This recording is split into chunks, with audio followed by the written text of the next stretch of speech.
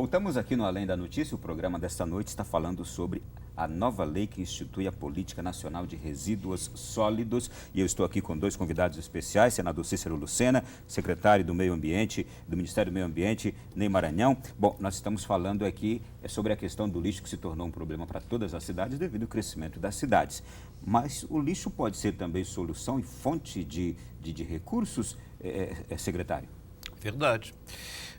Eu acho que a nossa lei que institui a Política Nacional de Resíduos Sólidos, como eu disse, muda todo o status quo. Então, serão geradas novas profissões, novos mercados de trabalho vão se abrir e, principalmente, novas oportunidades de negócio. Vamos começar lá da ponta, os catadores, né? Que hoje trabalham em condições de exposição ao risco, periculosidade, enfim, situações muito duras. E eles, quer dizer, o governo tem uma política hoje estabelecida para poder fazer uma promoção social dos catadores e levar, pouco a pouco, à condição de empreendedores, de coleta seletiva, de reciclagem de produtos. Eles, inclusive, em conversas que temos tido com eles, manifestam interesse, inclusive, de participar da logística reversa. Então, veja quantas oportunidades se abrem para 850 mil pessoas que vivem nessa situação dentro dos lixões. Isto é, com o fim dos lixões, eles não ficarão sem aquela... Aí tem que haver uma sincronização para a capacitação dos catadores em novas atividades e a inserção deles dentro desse sistema de reciclagem e coleta seletiva. Esse é o processo que o governo está tentando organizar para poder fazer essa transição. É importante registrar, Ronaldo, que esse modelo dos catadores praticamente é uma coisa nacional. É verdade. É brasileira. Nós que, em função dessa condição de sobrevivência desumana nos lixões, que começou a organizar.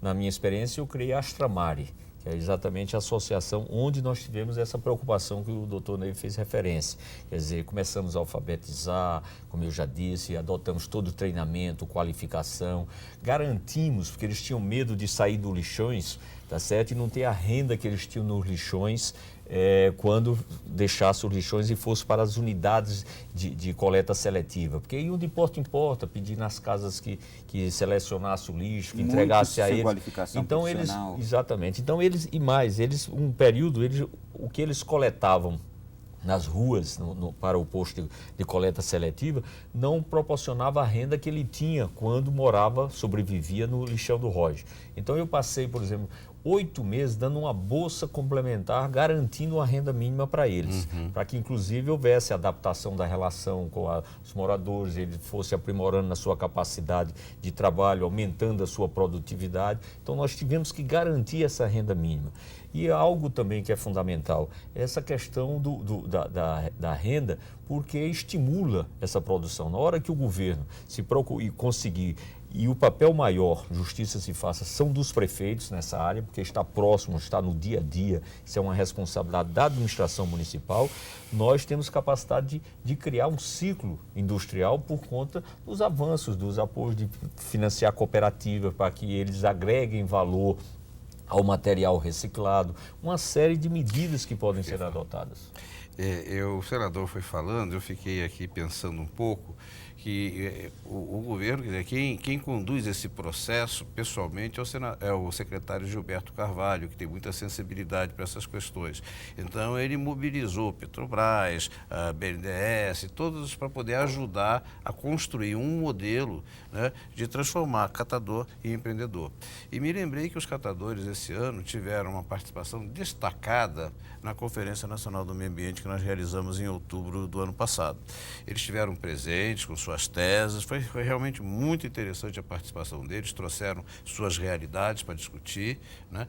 E hoje nós estamos envolvidos, inclusive, com programas com eles. Hoje tem as cooperativas e associações de catadores que já possuem caminhões, já estão engajadas em contratos com prefeituras, prensas, né, para prensas, correias metal, transportadoras, galpões. Realmente é uma transformação que está acontecendo nesta área. Mas lembraria também que existem empresas de reciclagem sofisticadas. Por exemplo, no caso de lâmpadas de vapor de mercúrio, tem empresas que são especializadas em pegar aquela lâmpada queimada, né? E extrair o vidro com todo o cuidado para não perder o vapor do mercúrio, atender também a reciclagem do vapor de mercúrio. Quer dizer, nós temos hoje, e isso sem falar nos eletroeletrônicos, né? Que você tem chip de telefone, você tem esse sistema de reciclagem placas de que telefones. tem até ouro. Ouro e metais raros, quer dizer, terras raras. E para isso aí é necessária também já um outro tipo de seletividade, né? Claro. Eu conheci, por exemplo, Ronaldo, na Alemanha, onde eles identificam trabalhadores ou estão na política de seguro-desemprego deles, ou então trabalhadores que eles consideram, vamos dizer assim, que estavam não aptos ao trabalho, com alguns vícios, às vezes até de vício de alcoolismo ou de outras condições, e eles têm cooperativas na Alemanha que faz o seguinte: pega você que está no seguro-desemprego, no caso com esses problemas, e ele mantém o seu salário de seguro-desemprego e gera uma nova renda para você, desde que você trabalhe no processo seletivo, tá certo, de eletroeletrônicos. Isso mesmo. Então, quer dizer, dá uma renda maior. Então, ideias e criatividade, por isso que nós pretendemos discutir. Porque você vê como o fator econômico é tão importante que o Brasil hoje atinge talvez o maior índice de reciclagem de latas de alumínio. 98%. 98%. Por quê? Porque tem valor a lata de alumínio, tá certo? Aquele que a indústria vai utilizar é muito mais barato usar como matéria-prima o alumínio do que todo o processo industrial em termos até de meio ambiente, porque o custo de energia, tá certo, de poluição é muito maior. A lata de alumínio o pessoal brinca muito que é energia elétrica enlatada, né? Porque a maior parte sólida do custo é energia elétrica para produzir aquela lata de alumínio. E somente no ano de 2011, confirmando aí esses dados que o secretário está nos trazendo, somente no ano de 2011, essa reciclagem de latas de alumínio movimentou 1 bilhão e 800 milhões de reais. Exatamente. Você tem ideia, há cerca de 10 anos atrás, eu tive a oportunidade de visitar fábricas, tanto na Áustria como no México, que começaram a reciclar garrafas PET para ser reaproveitada como garrafas PET. Isso mesmo. Porque antes o Brasil não permitia isso, né? Porque tem todo um processo de despoluição, de limpeza da garrafa que foi utilizada. Porque, por exemplo, às vezes você vê uma garrafa de um refrigerante qualquer com uma pessoa carregando gasolina, por exemplo. Então, ali para voltar a ser usado como uma garrafa para alimento, né, poderia ser uma coisa complicada. Mas hoje o mundo já tem tecnologia nesse sentido de você despoluir, limpar, deixar com índice praticamente zero, tá, e reciclar, não a 100%. Porque ela poderia trazer alguns, principalmente a branca, de outras cores até que pode 100%. Mas a branca você pode atingir até com 50%, 60% de PET reciclado com o PET novo. Ou seja, todas essas tecnologias... É PET virando PET. PET virando PET. Muito bem. Nós estamos falando do lixo, dos lixões que podem e que deixarão de ser um problema, se tornarão uma solução e até fonte de renda para os nossos municípios. Só quero retroagir aqui a nossa conversa, porque o secretário no nosso intervalo trouxe aqui à tona mais uma sugestão ainda para os municípios que têm a dificuldade de se adequarem. Por exemplo, os consórcios intermunicipais que o senhor estava citando. Não, mas na verdade os consórcios, quem lembrou primeiro foi o senador, quando ele trouxe a experiência dele da Paraíba, né? E de fato, no estado do Rio de Janeiro, o governo estadual tomou a si a tarefa de organizar os consórcios, quer dizer, usar digamos, um pouco a capacidade administrativa do Estado para chamar os municípios e organizá-los. E com isso, o Estado do Rio deverá chegar agora em 2014 ao lixão zero, quer dizer, a erradicação de todos os lixões do Estado. Tá? E ele, quando começou, existiam 62 lixões no Estado em 2007. Ou seja, em 7 anos foram erradicados todos os lixões do Estado mediante uma ação forte do Estado, no sentido de organizar, como disse o senador, arranjar terreno para poder instalar o lixão, ou o aterro sanitário. E o suporte técnico. Posso fazer-lhes aqui uma pergunta técnica? Qual é a estrutura? Como funciona um aterro sanitário? Bom, o aterro sanitário ele envolve uma série de quesitos que têm que ser atendidos, né? Primeiro que tudo, ele tem que assegurar que não haverá infiltração do chorume para o lençol freático. tem que assegurar que não haverá mau cheiro, tem que assegurar que o lixo ficará devidamente enterrado e protegido. Então, como é que se constrói isso? Primeiro, você seleciona uma área, você tem que ter um critério de vizinhança atendido, quer dizer, os vizinhos têm que concordar com a instalação do lixão ali. Você vai fazer um estudo locacional. Tá? Você não vai colocar num brejo um aterro sanitário, você não vai colocar numa região de encosta que pode escorregar. Então, você tem que fazer um estudo locacional. Em seguida, você vai fazer um estudo de viabilidade técnico-econômica, onde você vai decidir qual é o tamanho do aterro sanitário que você precisa, quanto você vai guardar ali, qual vai ser a vida útil dele, 10 anos, 20 anos. Né? E você tem também atrás de você uma redução em peso do material que vai ser colocado no aterro. Material orgânico vai para compostagem. Material que tem reciclagem não entra ali. Então, no final, fica um rejeito. Esse é que vai para lá. Né? Então, você vai primeiro colocar uma drenagem, você vai colocar uma drenagem de fundo. Depois, você vai colocar uma impermeabilização, tá? Que pode ser feito com uma lona plástica, né? E, em seguida, você vai colocar tubulações para extrair o chorume. Tá? Esse chorume vai ser tratado numa pequena estação de tratamento para ser devolvido já tratado, sem a toxicidade que ele tem, sem o índice de TBO que ele possui, demanda biológica de oxigênio. Então você começa a colocar o seu aterro ali e no final de tudo você vai, os seus resíduos você vai colocando ali e no final de tudo você vai selar com um aterro compactado, tá? E em seguida você vai fazer uma drenagem para que não haja água de chuva entrando, infiltrando nesse somando ao chorume nesse local. Exatamente. Por último ainda, você vai, durante a instalação desse aterro, você vai colocar tubulações para extrair os gases. A fermentação, a decomposição desse material vai gerar CO2, CH4, que é o metano, e vapor d'água. Tá? O CH4 você pode queimar, o metano você pode queimar como biogás para até produzir energia. Tá?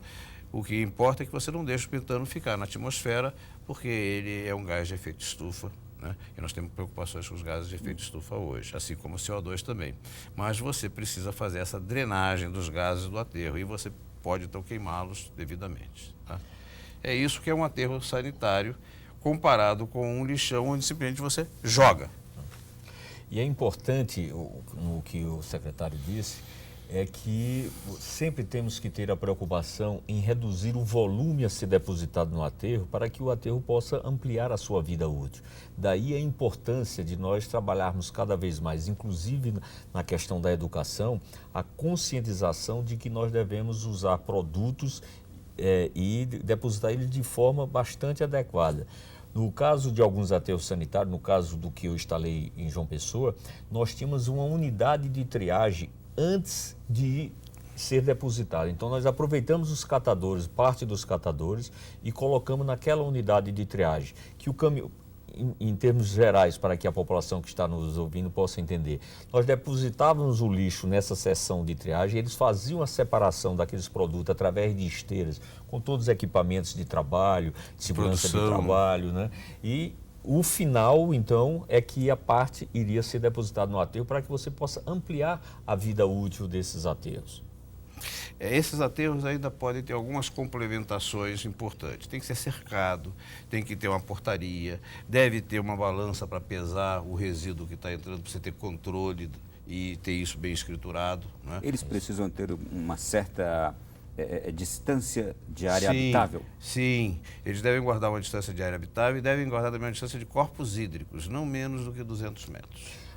Outra coisa interessante... Daí muitos municípios terem hoje talvez uma dificuldade também de encontrarem um lugar para isso, né? Bom, depende do tamanho do município. São Bernardo do Campo, por exemplo, hoje é uma cidade que tem quase 100% de grau de urbanização, né? Então, lá é difícil achar um espaço dessa natureza. E também na Amazônia tem algumas cidades que a parte que não está submersa, temporariamente não fica debaixo d'água, também é difícil achar. A Ilha do Marajó, por exemplo. Né? Mas aí se busca outras alternativas, né? Quer dizer, ele colocou com muita propriedade. Nós temos, não é só buscar a solução através do aterro sanitário. A geração de energia que é possível, por exemplo, com gás, né, que ele fez referência, mas é possível também a geração de energia com a queima do lixo como um todo.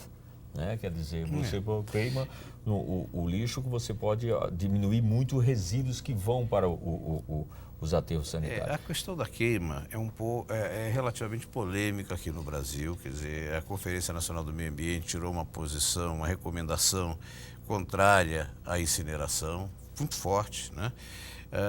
Alguns países da Europa estão encerrando a atividade de algumas dessas usinas de incineração, né? E em alguns lugares também, como eu disse a vocês, essa Política Nacional de Resíduos Sólidos, ela abre muitas oportunidades de negócios e, às vezes, as pessoas tiram partido dessas oportunidades de uma forma, às vezes, não ideal. A gente tem sabido que algumas prefeituras, vendedores de equipamentos de incineração, oferecem para os prefeitos como se fosse uma grande solução. Sem dúvida. E pode ser um problema para eles mais tarde. A preocupação da queima é a possibilidade da poluição pós-queima. Dos furanos, dos poluentes não E aí a preocupação, ela tem um nível de validade no sentido de que talvez em busca de baratear o custo da unidade de queima, tá certo? Não se tenha os filtros necessários para que possa vir evitar essa poluição fruto da queima. Então, é algo que tem que ter uma vigilância, uma discussão maior, que nós consideramos também muito Inclusive, importante. Eu só vou pedir aos senhores aqui um pouquinho da paciência dos senhores, porque o nosso intervalo está chegando, mas antes eu queria deixar uma questão já para o próximo bloco. Pois não. A gente está entendendo, está conhecendo que é um tema que precisa de fato de solução. A solução está sendo apresentada através desta nova lei e que para que ela seja implementada e para que também derrube as resistências de muita gente, é preciso a conscientização. Então, eu quero saber no próximo bloco se serão feitas cartilhas, campanhas publicitárias, materiais de educação serão distribuídos. Já antecipo que nós temos até um curso de educação à distância no Ministério. Daqui a pouquinho o senhor vai nos trazer os detalhes. Então, 3 minutos de intervalo e voltaremos já já aqui no Além da Notícia.